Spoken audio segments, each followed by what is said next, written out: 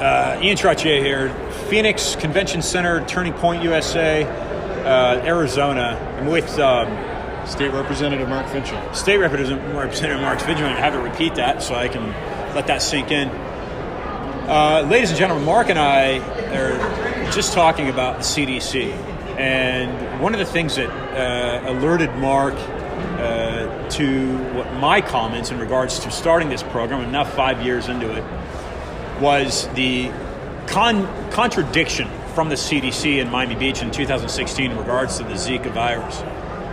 Repeat for listeners, Mark, what you had just said about your opinion of it and what your knowledge is of the CDC. Well, I don't trust the CDC any further than I can throw them. I think that what they've done, they have demonstrated that they're more interested in seeing to it that the financial interests of Big Pharma are protected as opposed to the people of the United States. So, there's a significant moral hazard when individuals who are in a regulatory body. There's an argument as to whether or not the CDC is actually a regulatory body. The FDA is the regulatory body, but the CDC has an input into what the FDA does. Yeah, I mean, it's a quasi-government organization, right? It's not even officially a government organization. I'm not sure exactly what classification it is, but it really disturbs me when you have individuals who are supposed to be, who are on the government dime, the people's dime, who have a hand in regulation, and they also have the ability to be an investor in the very company class of companies, that they are supposed to be regulating. So there's a moral hazard there.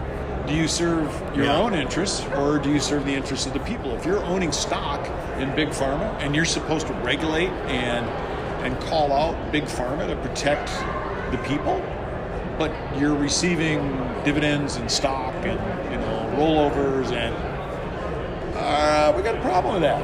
And I think that should be the same thing that insider trading, for example. Right. How is it that a congressman can go into Congress, with two shekels to rub together and comes out a multimillionaire? Insider trading. If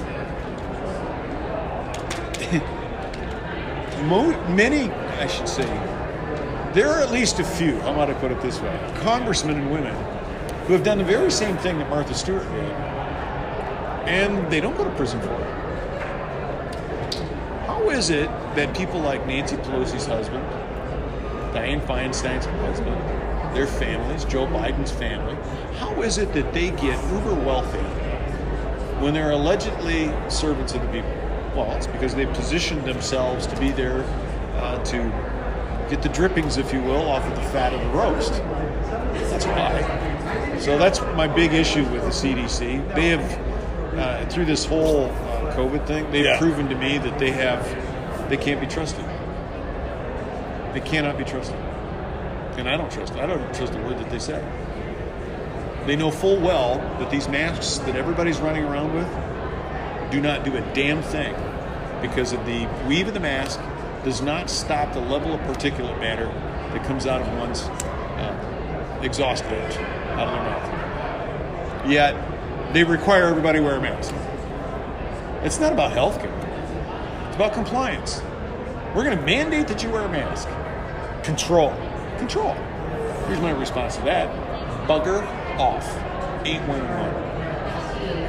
Mark, is COVID-19, is this with a 99% survival rate or 98%, whatever it is this a real, true pandemic, or is there something engineered behind this that is again objective?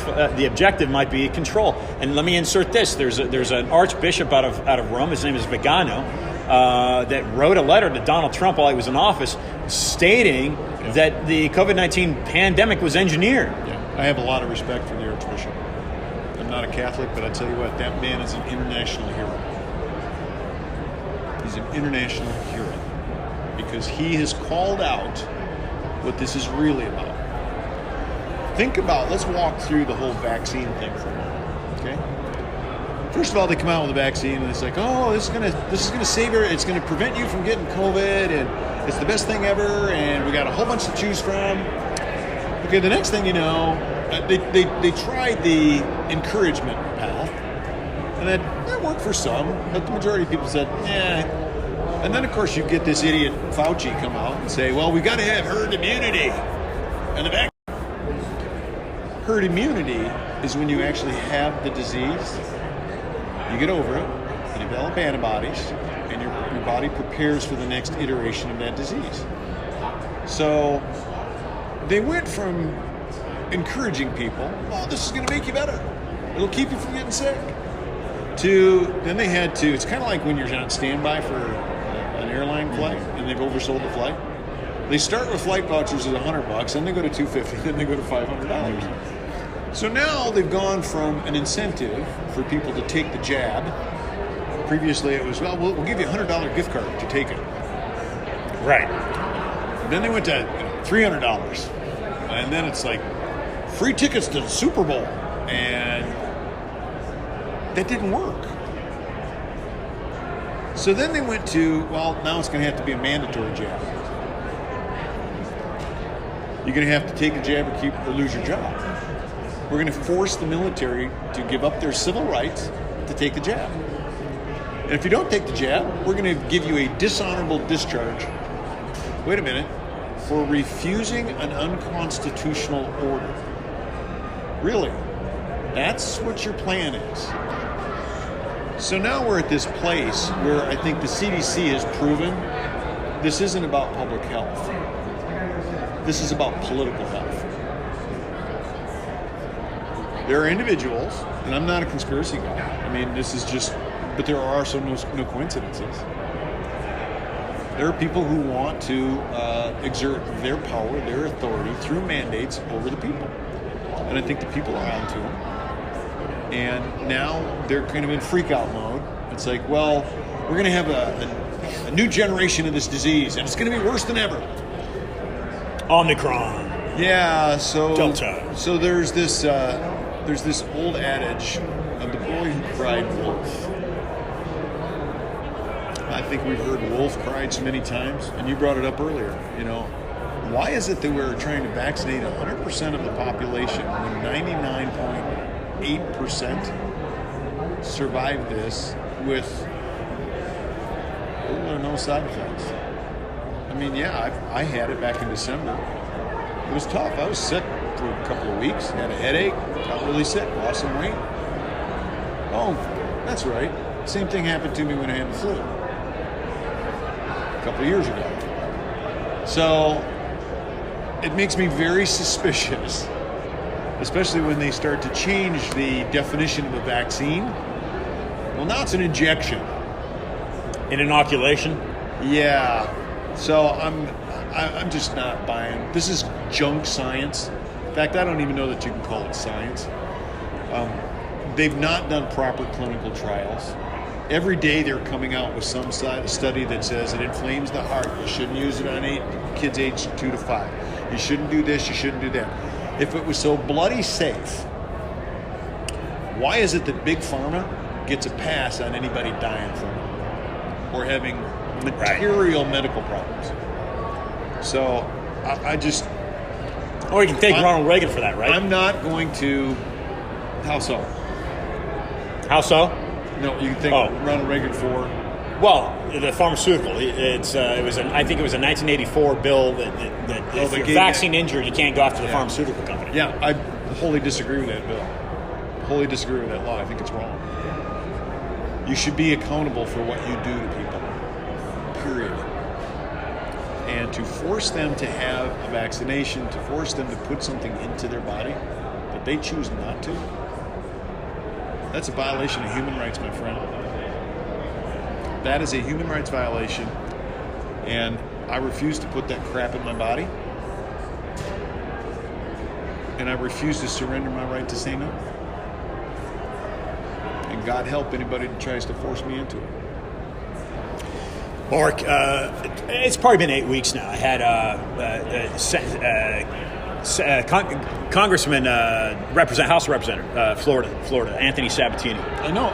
Well, I've talked to your email. I've talked to Mr. Sabatini, but I haven't actually connected with him. So Anthony joined my show, and I asked him this question. I'm going to ask you the same question. Okay. And I want you to respond. How whatever, what's natural to you. What do you think of the United States Federal Reserve Central Bank? I think it's a farce. I think they're printing fake money, and they know it. What they're trying to do is keep a fractional banking system alive that they've juiced the economy with so much fiat paper. I mean, that's one of the reasons 5 years ago I ran a bill in Arizona to make gold and silver legal tender specie. Meaning, in the state of Arizona, if you want to exchange paper currency for gold or silver coins or rounds or ingots or whatever, gold and silver is just another currency. It's not taxable. You're not buying silver. You don't buy $10 bills when you break a $100 bill into 10 bills. You're not buying $10 bills. You're exchanging them. And that's what we have now in Arizona. I looked. You have that now as a law?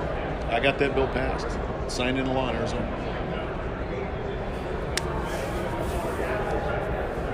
That's headway. I had no idea. Because I knew in my heart of hearts that one day we would arrive where we are at today.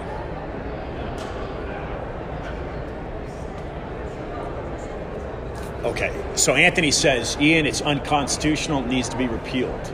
I agree. Where have we arrived? We have so much fiat currency in the system. Almost a $30 trillion federal debt. Yeah, and they just keep on printing. They got a print machine, they got paper, they got ink. I guess that's all they need to have.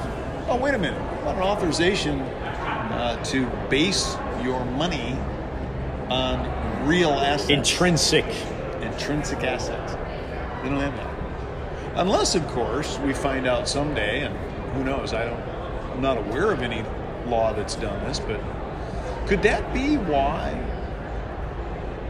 the current occupant of the White House wants to have 30% of the land in the United States under federal control by 2030?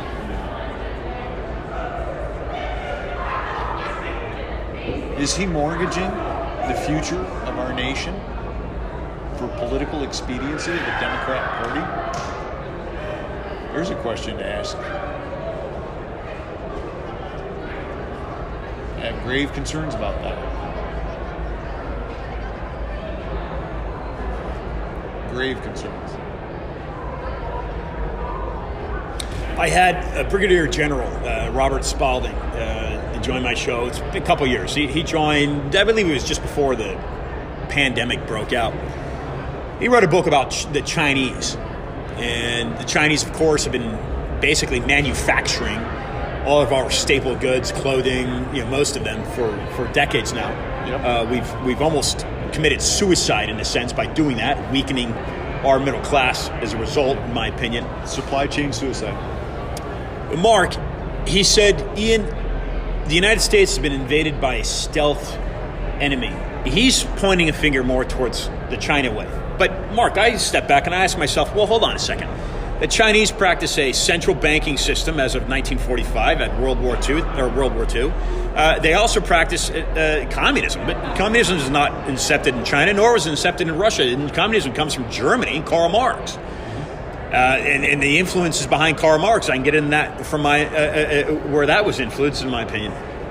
So if I trace back through China and Russia, central bank communism, I find a common thread with central banking system and communism. It roots right back to Europe. The same enemy, and I can explain that if you like. The same enemy money changers. It's the money where is changers. this coming from? What is the stealth enemy in your view, Mark?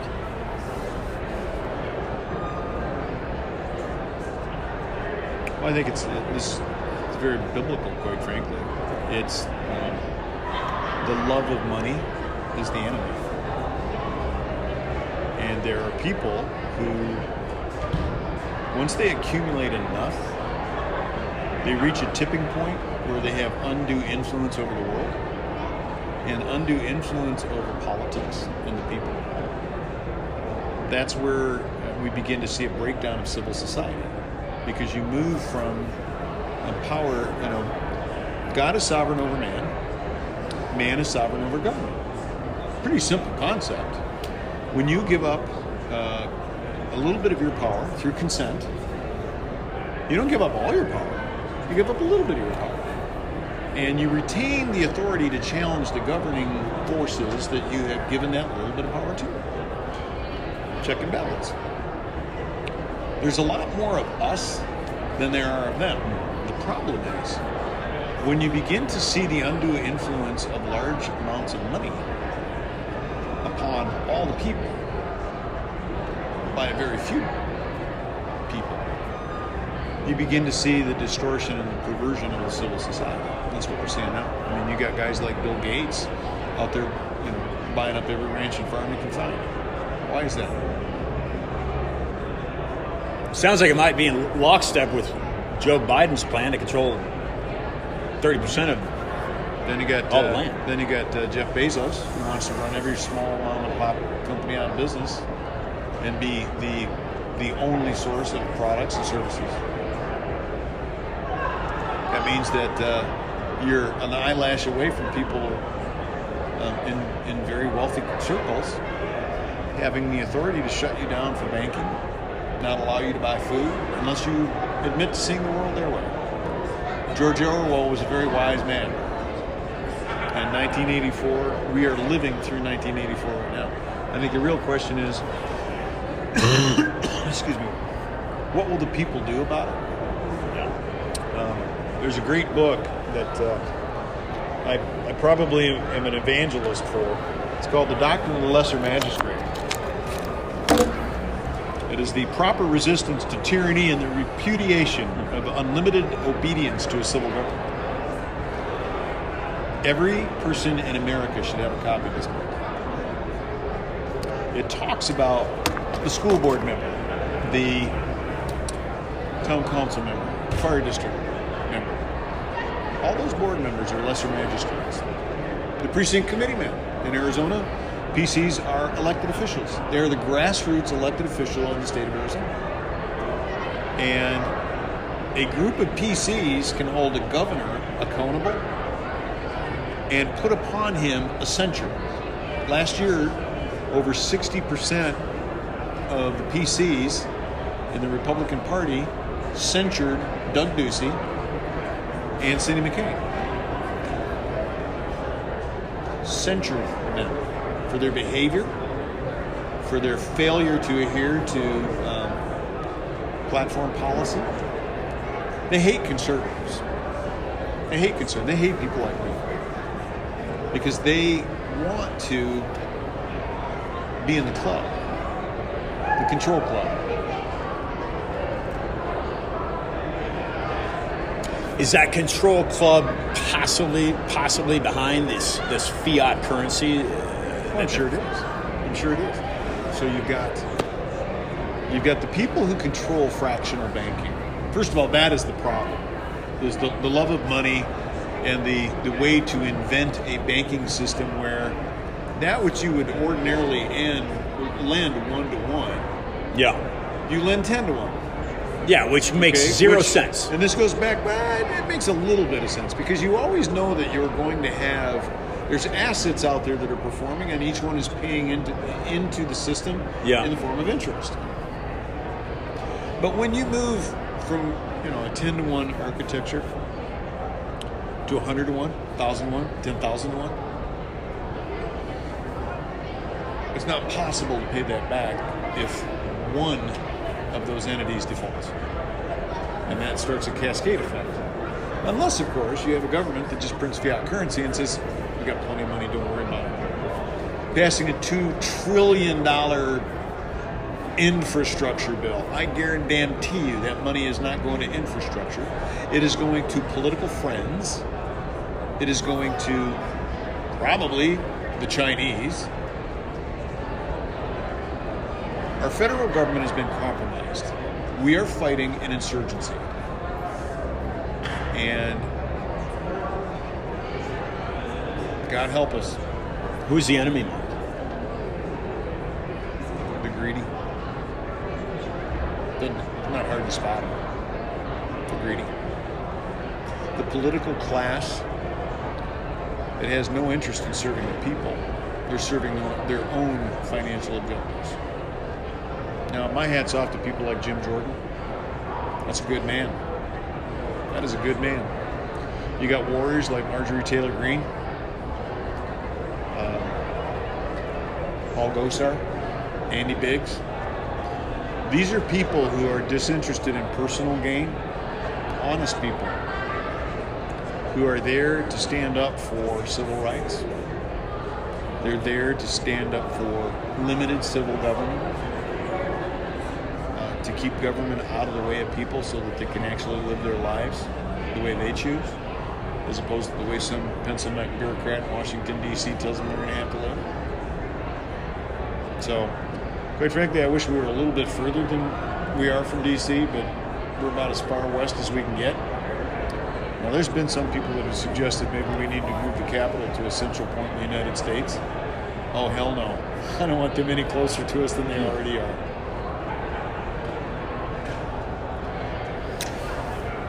Federal Reserve Central Bank is printing and has authorization to print this money. Should listeners question the validity behind this bank? Remember, Sabatini says it was unconstitutional. So if you look at Article 1, Section 8 of the U.S. Constitution, which specifically gives Congress the power to coin, and it doesn't say print, it says coin, which coincides with the bill it sounds like you passed here in Arizona, to coin money. That was taken away in 1913 under Woodrow Wilson, where it gave a private institution. Yeah. The Federal Reserve Central Bank is not federal, as the name implies. It is a private institution. It's a private corporation. I wouldn't even call it an institution. It's a private corporation that is under contract with the U.S. government to supply currency and currency services. And to your point, what do they have backing the money that they put out? So the whole point of having a paper currency, if you look, in fact, I've actually got two of them. A silver certificate. JFK. $1 silver certificate. No, it even predates him. Abraham Lincoln. No, it's not that old. I'm not sure exactly when this came out. But it says right at the top, silver certificate. Good for $1 worth of silver. Okay?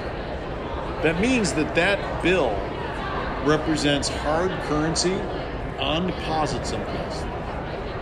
Now, of course, that's long since been, you had to turn those in. And Yeah. Okay, it's evidence that at one time this country had, I think, reserves, and was able to link the value of a piece of paper to something of real value. Okay? We don't have that anymore. Now we have full faith and credit. More credit than faith. But we have the full faith and credit of the federal government to say, it's a note. Look at the top of that bill. It says a note. Well, you know what a note is, right? Yeah, it's a debt. It's a receipt. Evidence of debt. It's like, well, when I present this, I'll get what it says there's value to. Well, it depends on who you present it to. If I present that $100 bill to somebody here at this event, and I get a ticket in exchange, well, now they're holding the debt, and I've got something real. That's how this game works. All you're doing is you're shuffling debt around.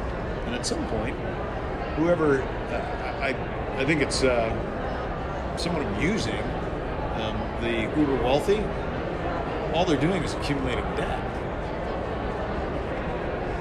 They're accumulating notes. Really? You think that's going to work for you? That's not a plan. That is not a plan. So that's, a shameless plug for United Precious Metals Association, upme.org. They actually are in the business of converting greenbacks into real money. Gold, silver, something called goldbacks, which kind of an ingenious idea came out of Utah. In denominations that are extremely thin ribbons of gold that are between sandwiched in plastic, but they have real value because they're real money. They're real gold. It's real metal. Yeah. So I think they come in 1,000th ounce, 100th, 1/10th. I think there might be 1/50th. and there are people who will exchange those, and there is an exchange economy that's growing, where you can even have a credit card that is gold or silver denominated, which I have. If things go sideways with the explosive debt of paper money, I've at least checked inflation with holdings of real money. Because no matter what happens, here's how I explain it. I explained it with Dr. Ron Paul when he came to advocate for the bill. If you get an ounce of gold today for $1,000, and tomorrow it takes $1,200 to get that same ounce of gold, what fell in value? The gold? No. Or the paper? The paper.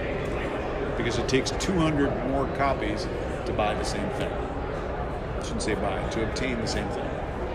At the same time, if tomorrow that same ounce of gold were 800 greenbacks, what went up in value? The gold. The paper. Took less of it to buy. The gold stayed the same. It was the value of the paper that rose and fell. So, my advice to folks, I don't care where you go. The supposed value. Well, it's a fictitious value. I Yeah. mean, it's the paper is whatever a seller of gold is willing to accept. Yeah. In exchange for their gold. Okay. Now, if somebody wants to do business with me back and forth with gold, I'm happy to do that. And I've loaned folks some. There's a gold lease out there right now that we've got that's going to pay 3% over a year. That's a pretty healthy return these days, especially when it's paid in gold, not in greenbacks. It's for the use of the gold as a collateral item. Okay, part of my retirement. I'm good with that. Does the U.S. government have any gold reserve? I mean, 71, Nixon abolished the gold standard. I wouldn't believe them if they said they did. I have no idea what the U.S. government really has. I know they got a printing machine. It's run by the Federal Reserve, which is kind of like Federal Express. It's got nothing to do with the federal government. Just a catchy phrase that made it look like. That's that simulacra. Deception. I think it is deceptive. It is deceptive. When it says Federal Reserve note, it's evidence of debt that the Federal Reserve is carrying based upon instruments from the U.S. government. You look at the U.S. government balance sheet, they're broke. Yeah. They're basing everything on future tax receipts. Now, I don't think you really want to get deep into economic theory and all that, but It sounds like suicide to me. suffice it to say, I think it is financial suicide what we're engaged in, and it is evidence that the Democrat Party, in my view, is an ongoing criminal organization. They are intent in destroying the U.S. economy, and they know it. They know it.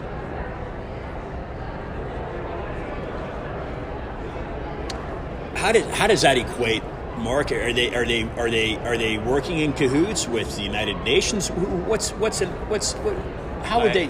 would they want to destroy America? What's in it for them to do that? I don't know what their motivation is, other than the fact that they preach self-loathing. They preach America's a hateful, white privileged nation. Yeah. That's all BS that comes out of the Frankfurt School of Thought, critical race theory and all that. All that is a bunch of garbage. At the end of the day, if I want to give you money for something you have but you want to get rid of, and we come to a meeting of the minds, that's the real economy. It's not the printing of money to do favors for people. Let's not the endless wars that suck the guts out of this nation's economy.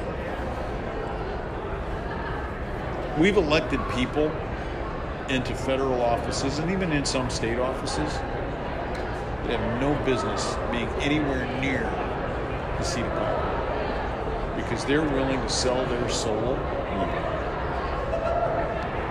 It's one of the reasons I'm running for Secretary of State in the state of Arizona.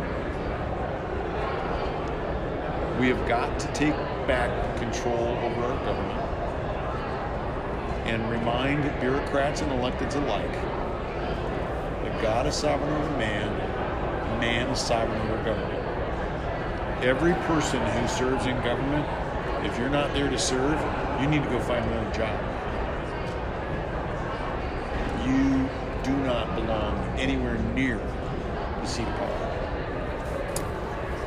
As we close down here, Mark, I look at the state of Arizona similar. I look at the state of Texas and, unfortunately, the state of California and New Mexico. And all of these states were once part of the Mexican Union. They left the Mexican Union for corruption. They wanted to become sovereign entities. They became sovereign entities.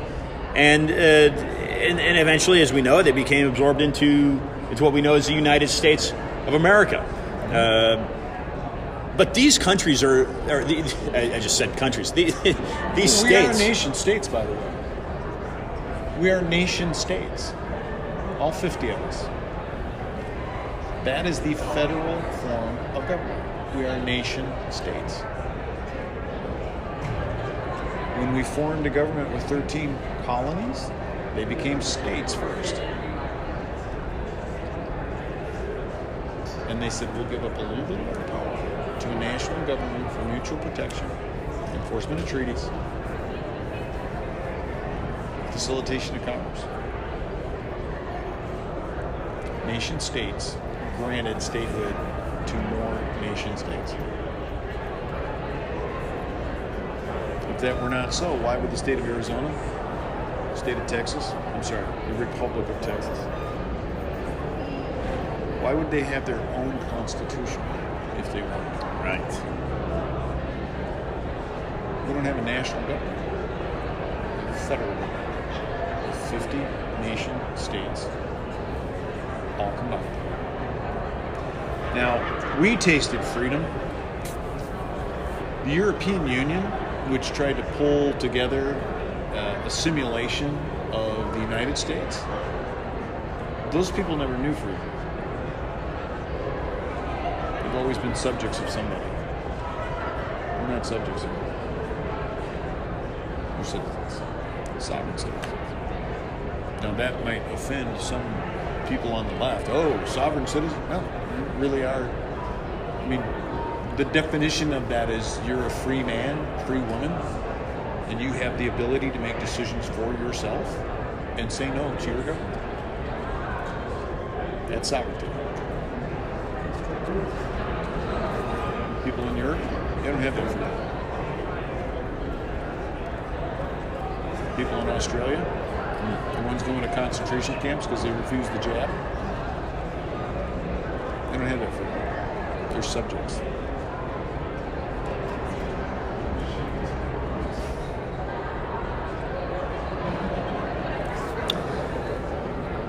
Some closing thoughts here, Mark. I appreciate your time. Thank you for joining the program.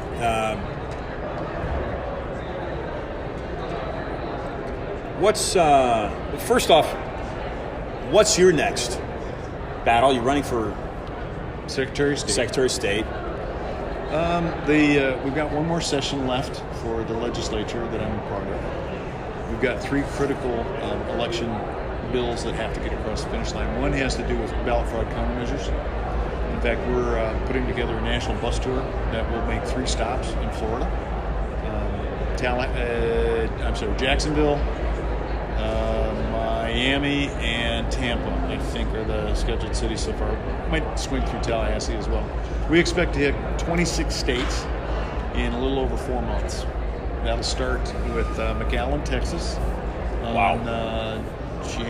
Last weekend in January, I think that's the 28th through the 30th. That'll be the kickoff event. People can go get tickets to that if they want.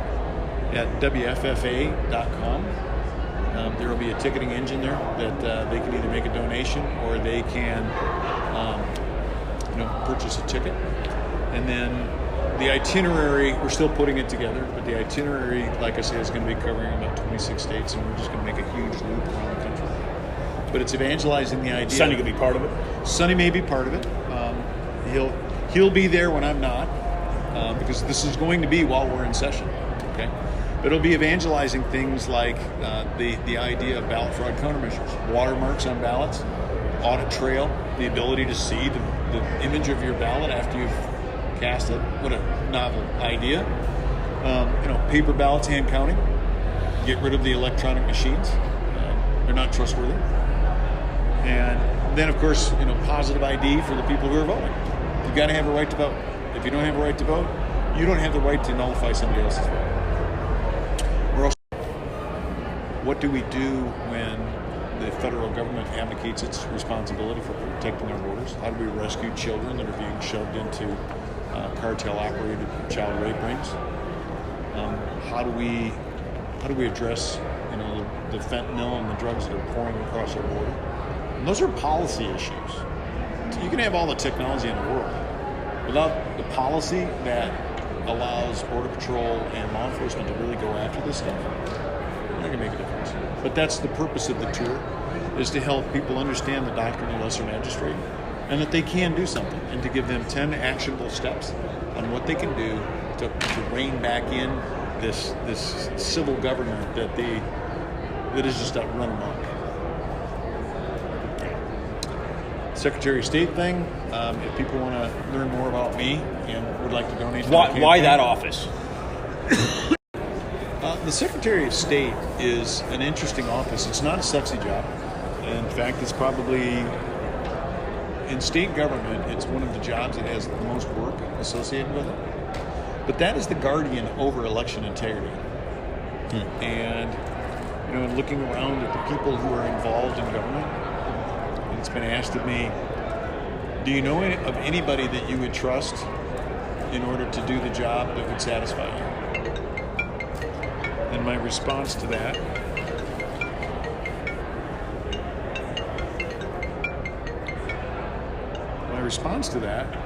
is no. So I guess if I can't find anybody that I'd be satisfied with, I guess I just signed up for a job. But people can learn more about me at votefinchem.com. That's VOTEFINCHEM, like Mark.com. Click on the news tab, and you'll see every interview I've ever done. Probably the most transparent candidate on the campaign trail. Sounds great, Mark. Sounds like a winner, and I look forward to keeping tabs of this tour that's going to be starting. All right. Thank you very much for your time. I appreciate it.